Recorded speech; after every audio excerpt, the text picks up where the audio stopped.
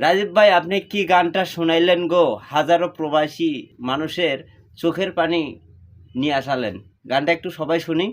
বন্ধু তুমি আইবারে বলে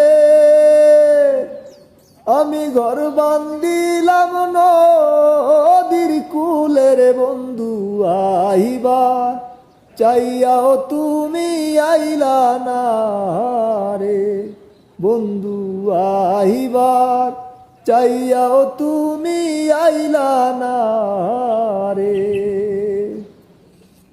চাঁদিনী রাইতে বলে রেছিলে